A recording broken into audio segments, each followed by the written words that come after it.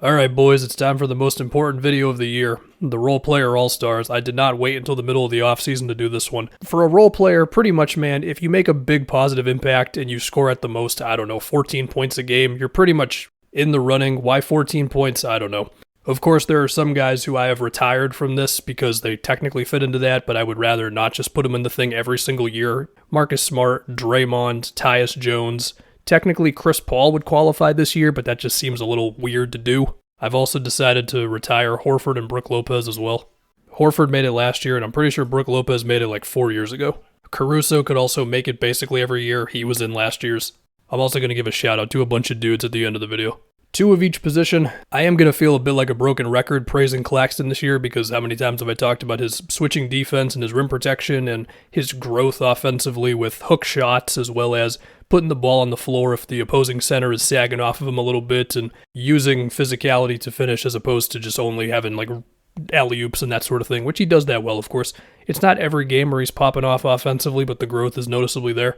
You know, I was looking at like their last game against the Heat and Bam had 20-something points, so you might think that was against Claxton. Most of the buckets were actually against smaller guys on the Nets because the Nets were actually starting Claxton on Jimmy for a lot of possessions. He had a few possessions on Bam, but while Claxton picked up some fouls, overall, like, Jimmy did not kill them in that game, and I think that's the sort of thing that you can just do with Claxton, where you're like, let's just put you on a wing and see what happens, because Claxton can handle it, right? We're going to go to the other center position, then we're going to bounce to point guard, because I don't know why.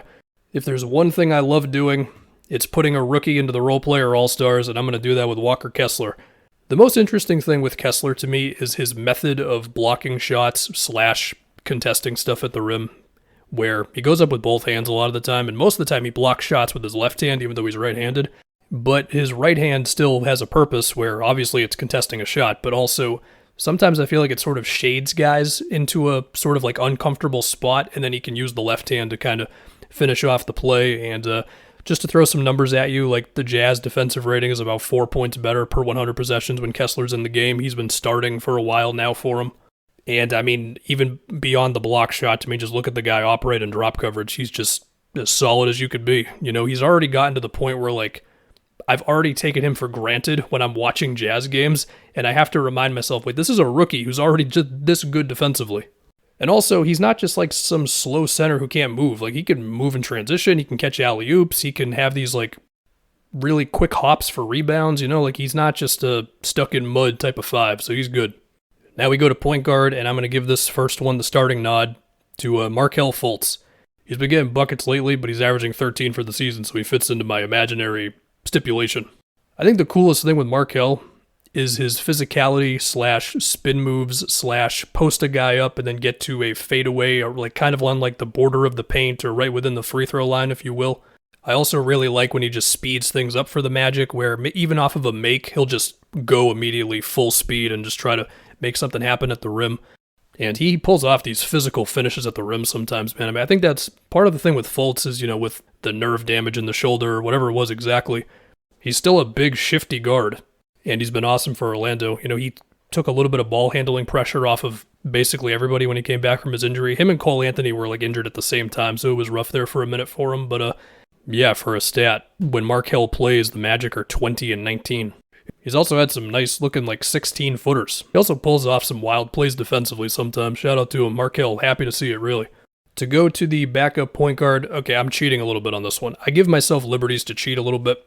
Emmanuel quickly has probably played more technical 2-guard than point guard this year, because he's played a lot with Brunson and McBride and stuff. But the actual 2-guard thing is just a little too packed, and I really wanted to get quickly in here, because I wanted to say some good things about his defense, because his defensive effort this season, man, it's been awesome. Fighting around screens, closing out hard, and that's probably my favorite thing that I've seen him do is where he'll like help from the wing, and then he'll just like spread his super long arms out there at the free throw line and then still be able to close out or be that extra guy contesting a drive or whatever it is. And then offensively, I feel like in previous seasons, at times quickly has been maybe a little too shot happy with some difficult shots. Sometimes they'd go in, of course, but I do think he's toned that down at least a little bit. And, he's been really effective in attacking off the catch, and he's shooting like 50% from in the paint, but not at the rim exactly. And also quietly one of the better rebounding guards. But for the starting 2-guard, we're going Derek White. The Celtics quote-unquote starting lineup has like barely played together this season, right? Tatum, Jalen, Smart, Horford, Time Lord. They've just typically had at least one guy out for whatever reason. And so as a result, Derek White has started 51 out of 60 games this season. And the cool thing is that no matter who's out, you can just kind of slot Derek White in there, then you can shuffle everything around him to where it just makes sense, you know, because he's a good ball handler. His 3-ball has been amazing this year. I mean, he's at 39% on 5 a game, and that was the big question for him in the playoffs. Like, will he take the shot? You know what I mean? He's taking them and making them, of course. Defensively, of course, he's awesome. And also the biggest thing, and probably the reason why they made the trade for him when they did, he's just always moving, man. You know, it's like he's always involved in, because the Celtics, they've got all their off-ball actions with their spacing and all that, and, you know, he'll come across screens, and then from there, like, he can attack the basket himself, or he'll just make these really gutsy passes where maybe a big has a smaller guy on him, he'll just throw it to him right away, or he'll throw a bullet pass to somebody who's cutting to the basket where you could see some guys kind of hesitate, like, ooh, do I have this one? Derek White's like, let's just see what happens, and oftentimes he gets it. And the best thing about him is you can't really just ignore him, man. You can dare him to make the 3, and of course, again, he's making them, but also he will attack. You know, he will attack off the catch. He will be as physical as he can be without being like the super biggest dude.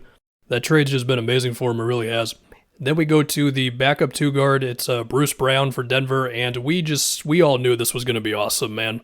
And funny enough, the things I just said about Derek White starting, they apply for Bruce Brown as well. It hasn't been as drastic, but he has started 28 of his 59 games played. They've given him more reps in pick and roll, which has been mostly pretty successful. My favorite things that they do are really just anything with him and Jokic, as you would expect, right? I mean, they'll run handoff actions, which, yeah, they run Jokic handoffs, really surprising. But they do it like within the 3-point line with Bruce Brown sometimes. That's cool. I've seen plays where like Bruce Brown will set an off-ball screen for Jokic, who will cut from like the wing to the opposite dunker spot or something, and both defenders will go with Jokic, so then Bruce Brown's just open in the middle of the floor, and then he'll bust out a floater or pull off a physical finish or whatever. His 3-ball's been good. They needed more perimeter defense. He provides that as well. Like, it's been great. Next, we go to our starting small forward, Jaden McDaniels for the T-Wolves. Has been guarding kind of everybody. He's been on LeBron, Luka, De'Aaron Fox, SGA, Ja, Damian Lillard, Donovan Mitchell. And he holds up well, man. I mean, obviously the effort's there, but I think the most impressive thing with Jaden is how quickly he can just shift his entire lower body to whatever he's got to do to not get beat on a drive or whatever. Crazy enough, he's still been doing some stuff as like a weak side help defender too. Like, he's definitely got a shot for all defense. And then offensively, hey, the 3-ball's going in enough. He can put the ball on the floor if you give him space. Now we go to the backup 3, Trey Murphy. I do not know what Trey Murphy's ceiling is as a shooter, as far as the attempts he should be taking per game, as well as how deep he can make threes consistently. But I definitely think that he has not reached that ceiling just yet. Because sometimes I'll see him make these threes where he's like, I don't know, a foot or two behind the wing or top of the key, and I'm just like, okay, more of that please, why not? But he's also got some juice off the dribble.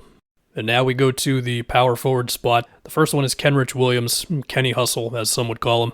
He's the epitome of a role player. He's solid at everything. The thing with OKC is when Chet went down, they were basically like, we're not going to spend any resources to get more big guys, just figure it out on defense.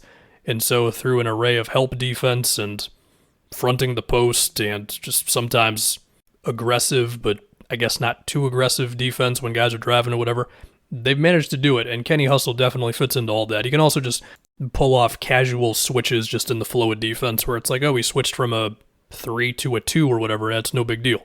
On offense, I mean, I've seen him set screens for Giddey. I've seen him relocate from, like, let's say the corner to underneath the basket if SGA or whoever is drawing defense.